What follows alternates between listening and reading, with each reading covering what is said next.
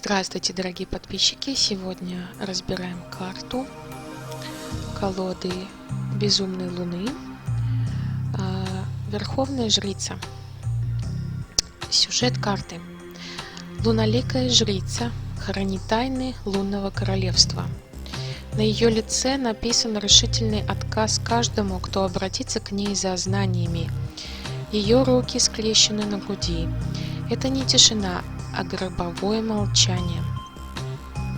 Она хранительница в Министерстве тайны лунного королевства с незапамятных времен, так давно, что на ее крыльях появилась плесень, а кожа на накидке потрескалась. Лицо жрицы разделено на две половины. Светлое освещает то, что людям можно знать. Темное скрывает то, что людям знать не нужно. Подобно неприступному бастиону, она сурова и неприветлива. Она знает, что сакральная информация для неподготовленного ума опасна. Словно монахиня, она равнодушна к земным радостям. Змеиный хвост говорит о том, что она способна искушать и быть коварной благодаря тому, что ее ум вмещает опыт предков. Основное толкование карты. Жрица лунного королевства – это закрытые врата. Она символизирует некий Рубикон, когда один этап завершен, а другой еще не начат, и происходит перезагрузка. Иногда очень важно держать паузу. Присутствие жрицы на шахматном поле говорит, что психика человека – это черный ящик. Мы сами до конца не понимаем, что скрыто в наших головах. Хотя там все время идут важнейшие процессы. Наш мозг постоянно делает некие ходы, расставляет фигуры, сортирует информацию, ведет нас знакомыми тропами, даже когда мы этого не осознаем. Если эта карта выпадает на ситуацию. Жрица отражает глубинные процессы при внешнем отсутствии действий. В реальности ничего не происходит. Ситуация находится в стадии заморозки, но это не значит, что она безнадежна. Информация, которую вы пытаетесь получить, может сейчас представлять для вас опасность. Доступ к ней закрыт. Жрица дает четкий ответ «нет», скрещивая руки в защите и оскалившись. Она словно знак «не влезай, убьет». Жрица показывает высокий болевой порог. Это эмоциональная непробиваемость. Характеристика личности по данной карте. Синий чулок, ученый-теоретик, исследующий мир в своей лаборатории.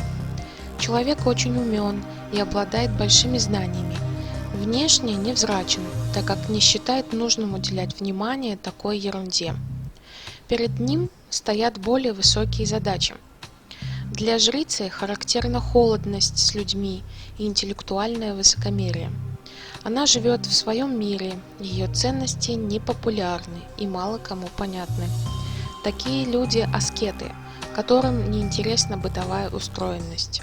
В компании чувствуют себя неуютно, если это не научный форум, и предпочитают отмалчиваться. Отношения и секс по данной карте. Отношений нет, либо ваш партнер решил взять паузу. Вы пытаетесь пробиться к человеку, который категорически не готов вас впускать в свою жизнь. Он для вас как инопланетянин, закрытая книга, которая не дается в руки. Это могут быть бесконечные диспуты в интернете на отвлеченные от отношений темы. Секса нет. Вы имеете дело с асексуалом, либо с человеком, сознательно отвергающим физический контакт, монахом-аскетом. Работа и финансы по данной карте. Интеллектуальный труд, связанный с фундаментальными исследованиями, не нацеленными на получение быстрого результата. Научные или религиозные изыскания.